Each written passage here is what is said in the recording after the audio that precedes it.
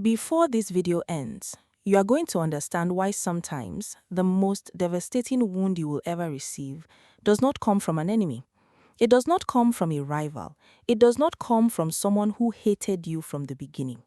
It comes from the one person who was supposed to be your safe place, the one whose name you carry in your chest, the one who was there before you had the words to describe what love was. It comes from your own blood.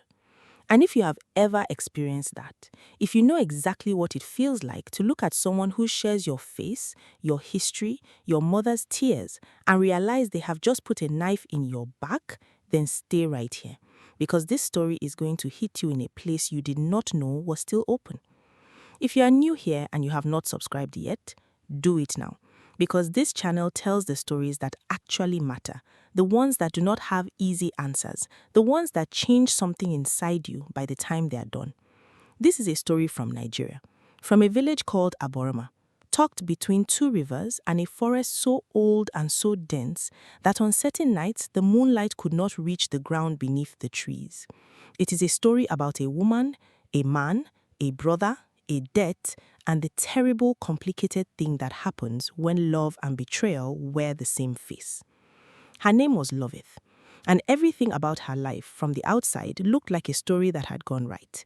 She had a husband who loved her the way good men love, quietly, consistently, without needing to be celebrated for it. She had 2 sons. She had a compound on the edge of the village that smelled of palm oil and firewood in the mornings and wood smoke and laughter in the evenings. She had a name that people in Aboroma said with a particular kind of respect, Loveth, daughter of a king.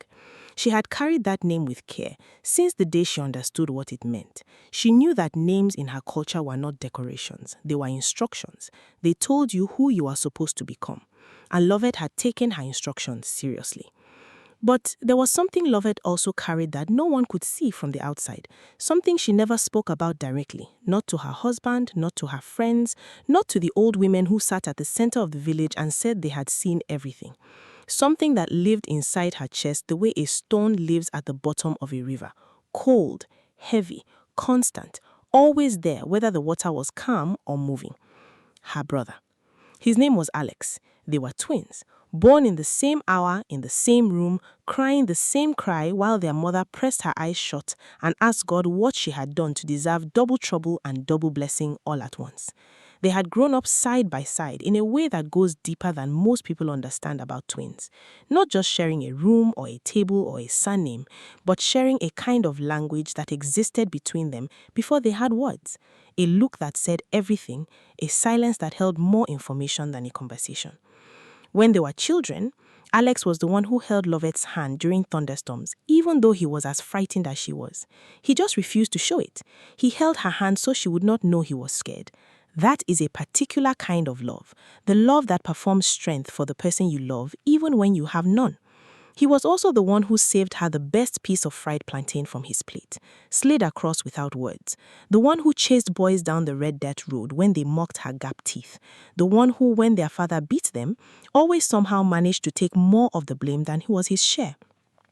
So when Loveth fell in love with Francis, a palm wine tapper who had no money but had hands that could coax anything from a tree and a patience that nothing could erode, and when Francis came to their family and asked for her hand, and the day came for her to cross from her father's compound into her husband's compound, it was Alex who carried her belongings on his head. He carried every pot, every wrapper, every small thing she owned balanced on his head and walked across the village with the pride of a man doing something sacred. And at the gate of Francis's compound, before he set the things down, he had pulled Loveth close and whispered in her ear, "If he ever makes you cry, you come home. Do you hear me? You come back to me." She had smiled that day, full, complete, the kind of smile you give when you believe absolutely in the person in front of you. She should not have believed him. But that is the cruelest thing about betrayal, is it not? The person who is going to destroy you is never the person you are watching out for. You watch out for strangers. You watch out for rivals. You build your walls facing outward toward the world. You never think to build a wall facing in toward the people you love. Because who does that? Who expects to need protection from the person who carried your belongings on your head? Francis was a man of few words and many actions. He showed love the way certain trees show their roots, not by waving them in the air, but by being so firmly planted that storms could not move them. He walked before sunrise and after sunset. He kissed Loveth on her forehead every evening when he came home, before he did anything, before he sat, before he ate, before he even removed his shoes. It was such a consistent thing that his sons began to expect it, to watch for it, to feel something settle in their chests. They were learning without anyone teaching them what it looks like when a man loves his family. They were not wealthy, but they were full. There's a difference that people who have never known real poverty sometimes miss. Wealthy is about what's in your pocket. Full is about what's in your chest. And for a long time, Loveth's chest was full. Then the rains failed. The first year, the old men at the village center said it was a bad season. They said it had happened before and would pass. They told their grandchildren not to worry and believed themselves when they said it. The second year, the whispers started. People began visiting the dibia, the herbalist, to ask if the land had been offended by someone, to ask if a ritual had gone undone, to ask, in the particular way desperate people ask, not really wanting an explanation, just wanting something or someone to blame that was smaller than God. By the third year, Aboroma was starving. Not all at once, not dramatically. Starvation in a village does not announce itself like a storm. It creeps. It takes the weight off children slowly, so slowly that you barely notice, until one day you look at your son and realize his collarbones are showing in a way they did not used to show. It takes the energy out of men before it takes the food from their mouths. It makes women calculate. 2 spoons of rice or 3. Save this half yam to tomorrow or cook it now and hope something comes. These calculations, done every single day, quietly, without showing the children you are doing them, these calculations are their own kind of exhaustion. The river had pulled back from its banks. The cassava shriveled before it could mature. Francis climbed the palm trees every morning, because what else could he do? The trees were what he knew. The trees were his skill. The trees were the thing between his family and nothing. But the sap came thin and yellow, and the traders in the market turned away from it and offered prices that were insults. Money stopped. Loveth started selling her jewelry. She had not told Francis the first time. She had taken her gold earrings, the ones from her wedding day, the ones her mother had put in her ears that morning, and held her face in both hands and said, "Remember who you are." She had taken those earrings to a woman in the next village who bought gold and silver, and she had come home with enough to feed the boys for 2 weeks. She told Francis the money came from a small debt someone had repaid. It was the first lie she had told him in her marriage.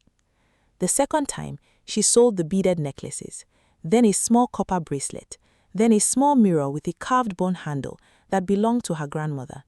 Each thing sold was a piece of the life she had planned, exchanged for the life she was actually living. She told herself it was temporary. She told herself the rains would come back. She told herself the stories she needed to believe to keep moving.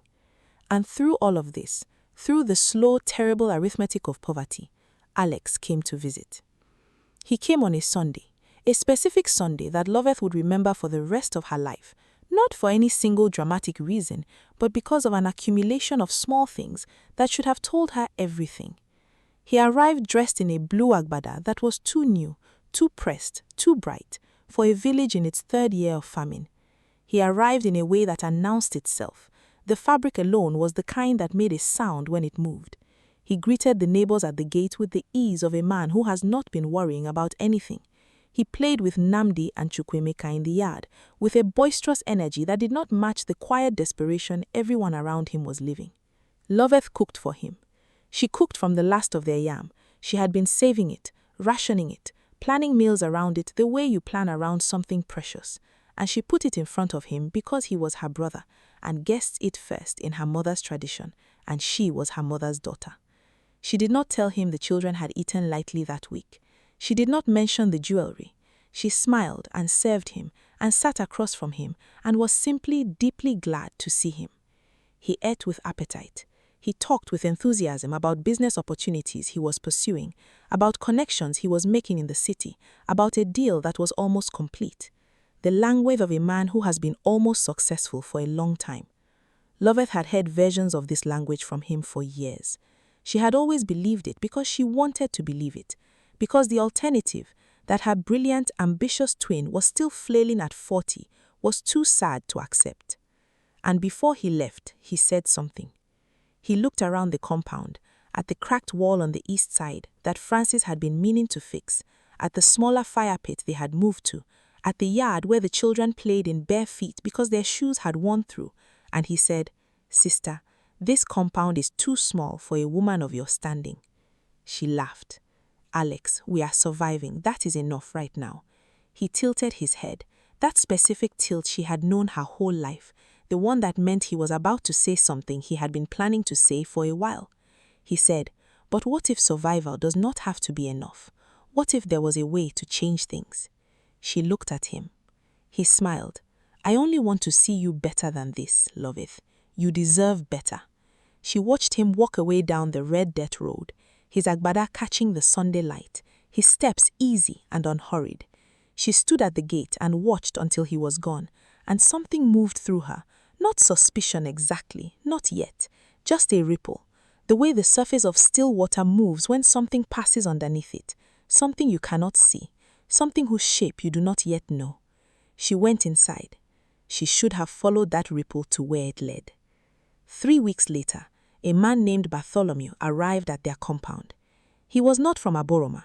That was the first thing you noticed, the way he held himself in village space like someone who belonged elsewhere. His shoes were leather, his collar was stiff. He spoke with the particular accent of a man who had spent years in Lagos and wanted you to know it without saying it directly. He said he was a businessman. He said he represented certain investors who were looking to develop land near the river. He said he had heard about Francis's property, the 4 acres, the mature palm trees, the favorable position near the water, and he wanted to discuss possibilities. He said there was real money in it, city money, the kind that could change everything. He said Alex sent him. Francis was still on the farm when Bartholomew arrived, and Loveth sat with the man in the yard and listened to him speak, and with each sentence she felt 2 things simultaneously.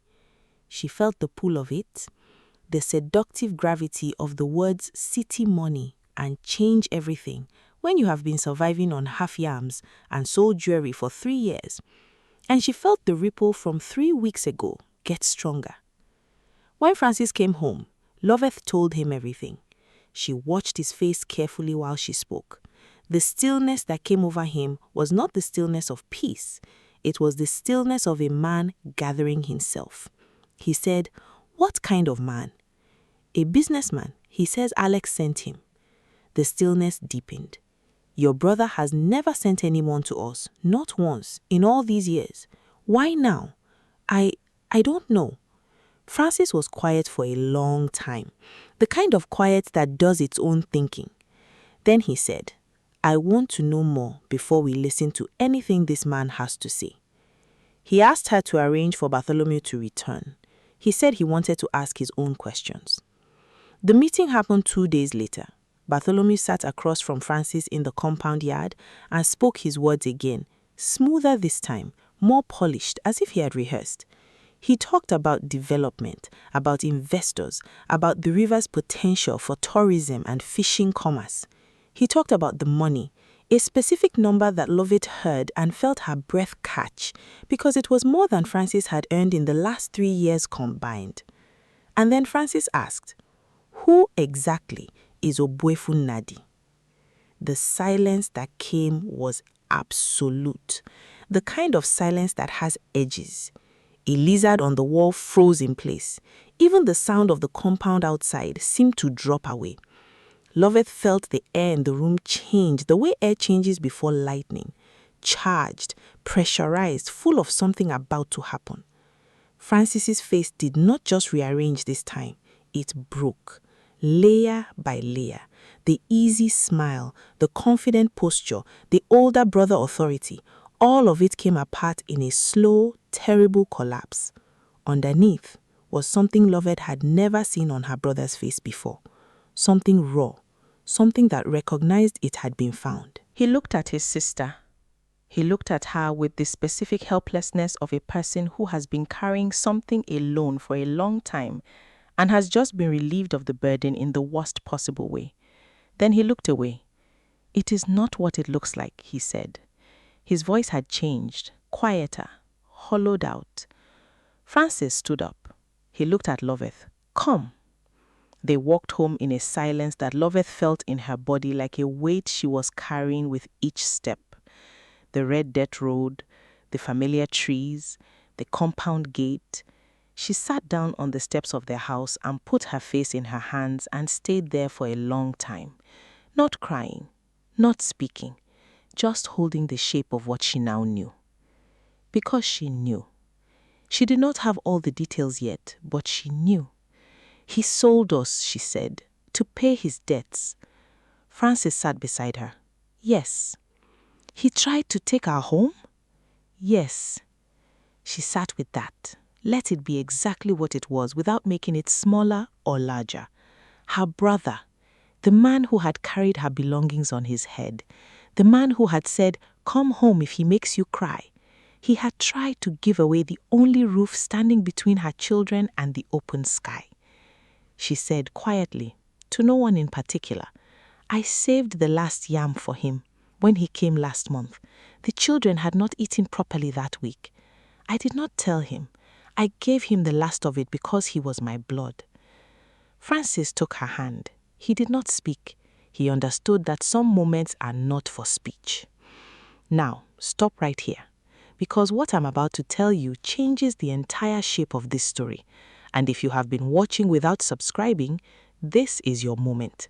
Subscribe now, ring the bell, because what happens next is the part that people talk about for years. The full truth about Alex did not come out all at once. It came in layers, the way all deep truths do, each layer more shocking than the one before it. Francis, after their visit to Alex's home, began asking careful questions. He was not an educated man in the formal sense. He had not gone to university, but he was intelligent in the way men who have spent their lives working with their hands and their instincts are intelligent, precisely, practically, without self-deception. He asked questions of the right people in the right order. What he learnt was this.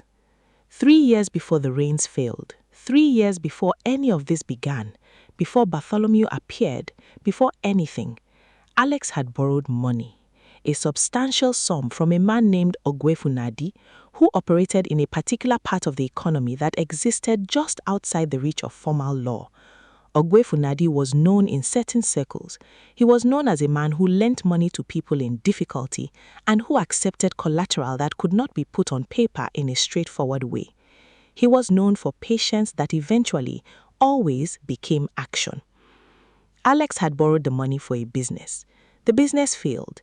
He had borrowed more to restart it. It failed again, more completely. Like a fire that has caught on something wet and keeps producing smoke without heat and then finally goes cold. By the time the 3rd year of failing rains came to Aborima, Ogwefunadi was done extending patience. But here was Alex's problem. He had no assets, nothing in his name. The house he lived in, the agbada he wore, the confidence he performed, all of it was borrowed or rented or held together with presentation. He had been living the life of a man with resources by spending other people's resources. Nobody in the family knew. You do not tell people you are poor when your identity is built on being the one who almost made it. What Alex had was a twin sister. A twin sister whose husband owned 4 acres of land near the river, with mature palm trees, with water rights, with a position that an investor could do something with. So Alex had gone to Ogwefunadi and made an arrangement. He had told the man that the land existed and that he had influence over it. And Ogwefunadi had sent Bartholomew to test the water.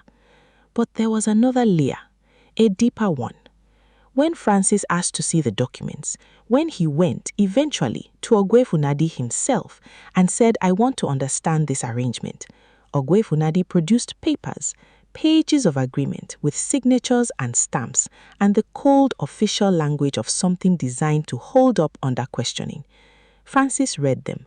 He read them slowly. He went through each page. At the bottom of the primary agreement, beside Ogwefunadi's signature, was a line for the landholder, for the person offering the land as collateral, And in that space, in a hand that was not Francis's, was a signature with Francis's name. Alex had forged his brother-in-law's name. He had signed Francis's name on documents offering Francis's land as collateral for Alex's debt, without telling him, without asking. He had used Francis like a rubber stamp, like a resource, like a tool. Francis held the paper for a long time. Then he said to Ogwefunade, "That is not my signature." Ogwefunade looked at him. "Your brother-in-law presented these as..." "My brother-in-law lied to you," Francis said. His voice was completely flat, not angry, just stating fact the way you state the weather. "That is not my handwriting. I have never signed any document of this nature. The land is mine and it has not been offered to anyone." The pause that followed was long. Ogwefunade looked at the document. He looked at Francis. He was a man who had made his living reading people and reading situations, and what he was reading now was a situation that had just become more complicated than it was worth. He said, "Then you and I have no business. Your brother-in-law and I, however, have a conversation that needs to happen." He took the documents and left. Loveth was sitting in the compound when Francis came home and told her all of it. She listened to every piece. She did not interrupt. She did not react visibly until he was done. And then she sat very still for a moment. Then she stood up. She said, "I am going to see him." Francis said her name. She kept moving. He started to follow. She turned around. "Let me go alone." Something in her face told him not to argue. He stopped. She walked to Alex's house alone. It was not a short walk. She walked the whole distance without stopping, and the things she was feeling inside her during that walk were not simple. They were not simply anger, though anger was there.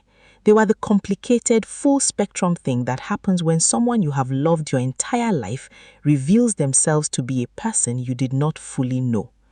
The walk was long enough to arrive at something like clarity. Alex opened his door and she saw her standing there, and the breaking that happened on his face this time was complete. There was nothing left to perform. She was alone, which meant Francis was not coming to shout at him. She was not crying. She was simply standing, looking at him, with the particular quality of a person who has decided something. She walked in, she sat down. She did not look at him for a full minute. The silence in the room was enormous. Then she spoke. She said, "From the day we were born, I have never questioned you, not once.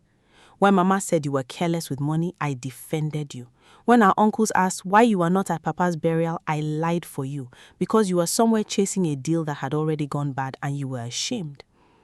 When you came last month, I gave you the last yam in my house because you are my blood, and I did not tell you the children had not eaten well that week because I did not want you to feel guilty."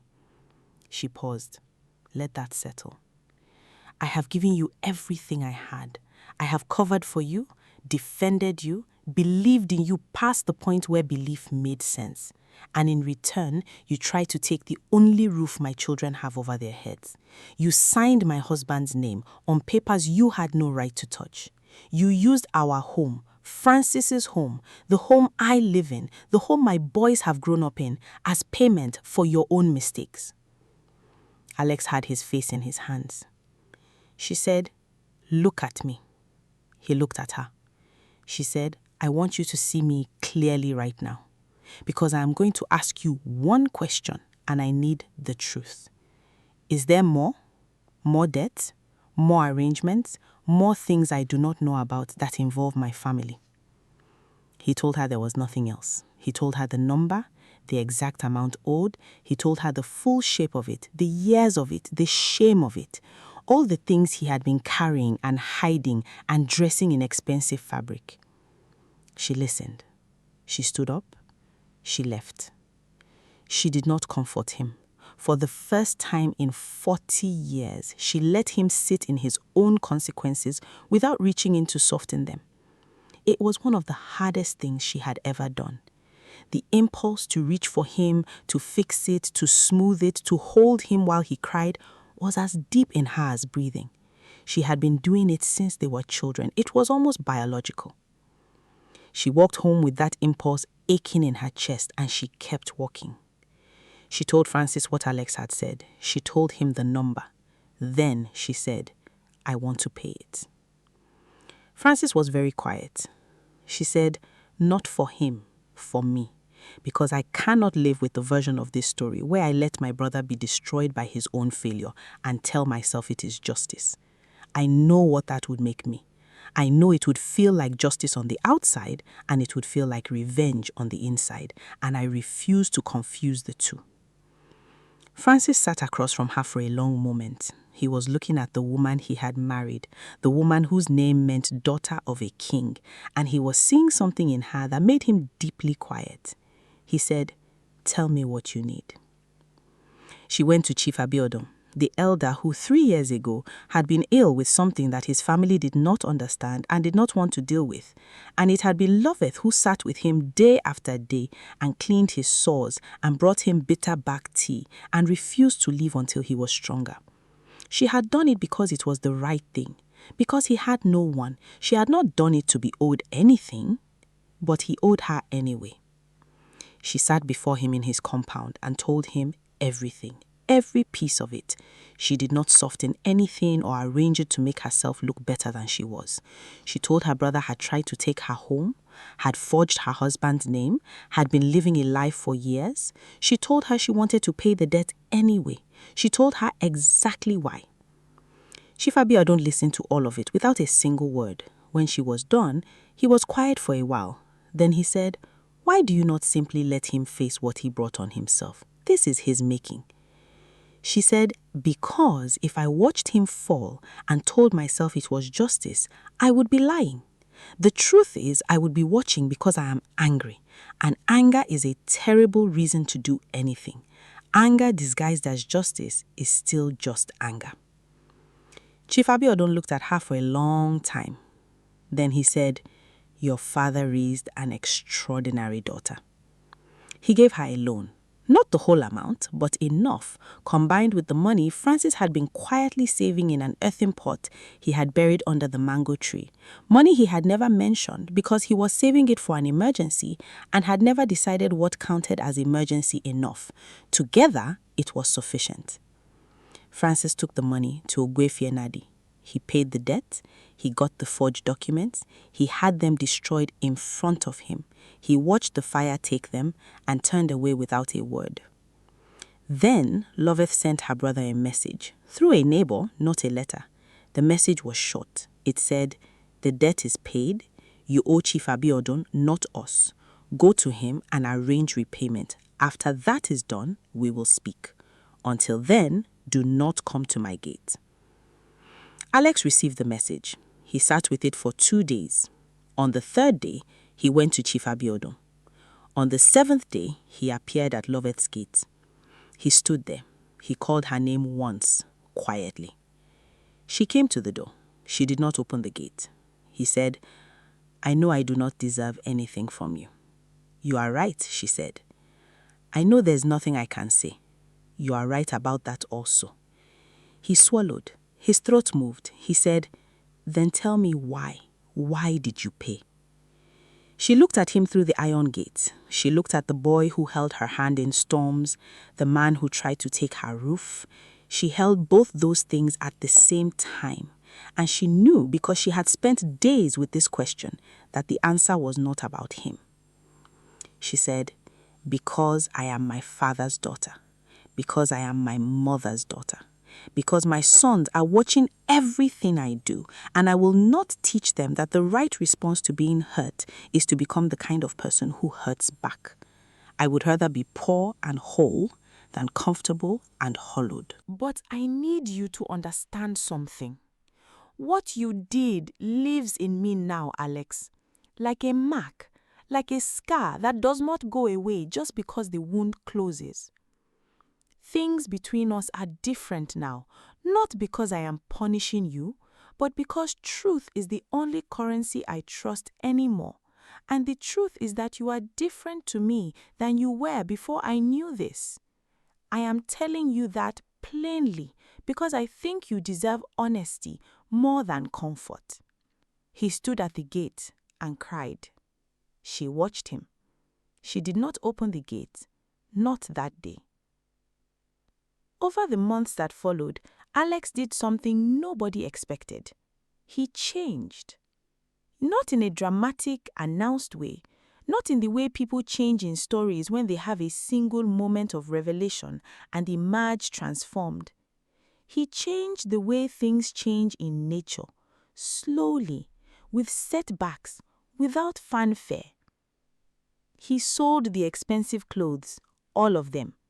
He took labor where he could find it, carrying loads in the market, helping farmers at harvest, fixing walls, whatever was offered. He repaid Chief Abiodun in small installments over many months, and each time he came to the chief's compound, he came as a man who had abandoned performance entirely. He stopped telling people about deals that were almost complete. He stopped wearing his ambition like a costume. He became simply a man working through what he owed. The rains came back the following planting season. The cassava grew, the rivers refilled, the palm trees ran with good sap, and Francis came home smelling of trees and sunlight and kissed his wife on her forehead before eating. And the boys grew taller and loud, and the compound was full of living again. One afternoon, Loveth was crossing the market when she saw Alex. He was carrying a heavy load for a trader woman, a large basket balanced on his shoulders, sweat darkening the back of his shirt. The trader said something sharp to him, and he simply nodded and kept going. He did not see Loveth across the stalls. She watched him for a while. Then she bought 2 pieces of fried fish, the good ones, from the woman at the corner who used the right oil and seasoned them properly. She carried them to where Alex had put down his load and was resting against a wall, breathing through his mouth. She held them out. He looked at the fish. He looked at her face. He did not move for a moment. She said, "Eat. You look like you have not eaten today." He took the fish. His hand shook slightly. He opened his mouth to say her name. She said, "I told you not to call me that." But something in her voice was different from the voice at the gate. Not warmth, not yet, but the ice was thinner. She walked away before he could speak. That was not forgiveness, not reconciliation. It was something harder to name. The thing that happens in the space between those 2 words, in the gap where human beings live most of their actual lives. It was Loveth being honest about where she was. Not all the way back, not closed off completely. Somewhere in the middle, where the truth lived. A year after the day Bartholomew had first appeared at their gate, Alex came to the compound. He came at a reasonable hour, in ordinary clothes, with nothing to announce. He sat in the yard with Francis, and they talked about the farm, about the trees, about the way the river sounded different in the dry season. An ordinary conversation, the kind that happens between men who have decided to be in each other's lives without making a speech about it. Loveth cooked. She brought out pepper soup and placed it in front of her brother and sat across from him at the table. He ate. She watched. After a while, she said, very quietly, "I am still angry at you." He stopped eating, looked at her. "I want you to know that," she said, "not because I want you to feel punished, but because I think if I pretend it is gone and then it surfaces one day unexpectedly, that will be worse for both of us. I would rather you know it is still there, so it does not surprise either of us." He said, "I understand." "Good," she said, and she passed him the extra pepper. That was it. That was the whole reconciliation. Not a scene from a film, not a tearful embrace with light coming through a window, just a woman passing kepe to her brother across a table, and the full truth sitting between them without either of them flinching from it. The village talked about it for a long time. Some said Loveth was weak. Some said she had lost herself. Some said a woman whose brother had tried to steal her home had no business feeding that same man pepper soup. Loveth had all of it. She said nothing. She had learned something that she could not have explained simply to the people talking, something that required living through it to understand. She had learned that strength is not the absence of mercy. She had learned that forgiveness, when it is real, does not mean forgetting or pretending or accepting what was done. Real forgiveness is the decision to stop letting what was done to you define who you will become. It is holding the full truth, the injury and the love, the betrayal and the history, and choosing not to be destroyed by any of it. The elders of Aboroma have a saying. It goes, "The snake that bites you may be wearing the face of your family. Run if you must, but remember, every forest you run to has its own snakes." What the saying means is this: you cannot build a life on the principle of removing everyone who has ever hurt you, because hurt comes from everywhere, from strangers and from blood, from enemies and from people who love you imperfectly. The question is not how to live without being hurt. The question is who you decide to be after the hurting. Loveth decided who she was going to be. She decided it on the steps of her own compound with her face in her hands. She decided it on the walk to her brother's house. She decided it at the gate. She decided it over and over, in small ways, in the months that followed, every time the anger came back up and she felt the old pull toward hardness. She kept choosing something different. Francis lived to be an old man. His sons grew. They brought wives home, then children, small, loud people who ran across the red dirt of the compound and climbed the mango tree and watched their grandmother cook the way their father had watched her, storing up the image of this woman as a foundational memory.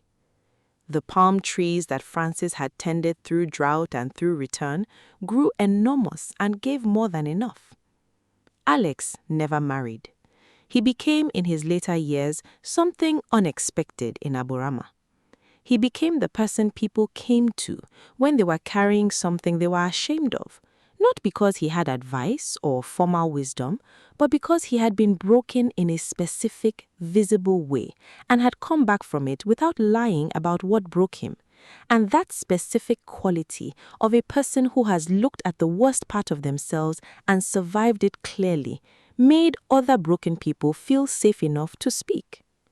He became an unlikely keeper of secrets, a quiet presence at the edge of the village, the one people found when they needed to confess something to someone who would not judge them because he had stopped judging himself somewhere in the middle of carrying a basket in the market while his sister watched. He died before Loveth, in the dry season, quietly, in his sleep, in a way that the village said was a mercy.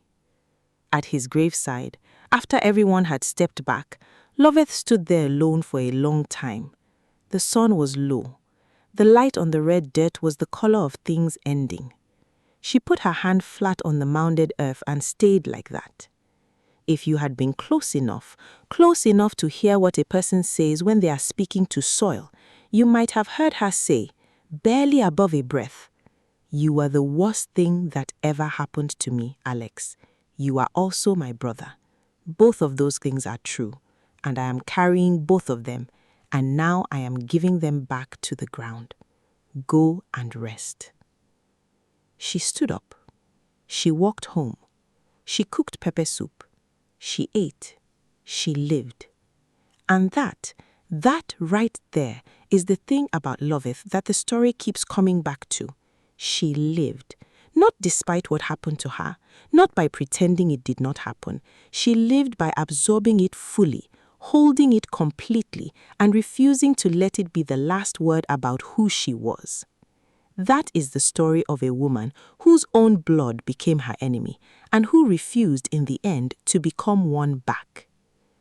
If this story moved something in you, if you heard something in Loveth's choices that you recognized from your own life, then you already know what this channel is about. We tell the stories that cut deep, the ones that do not have easy answers, the ones where the right thing and the hard thing are the same thing. Subscribe, ring the bell, Share this with someone who needs it today, someone who is standing at their own gate right now, deciding whether to open it or not. Because the truth is, and this is the thing Loveth understood that she never said out loud, but lived every day, the truth is that the people who hurt us most are not our enemies. They are our teachers, the hardest, most expensive, most devastating teachers we will ever have. The question is what we do with the lesson. Loveth passed her brother the pepper. What will you do?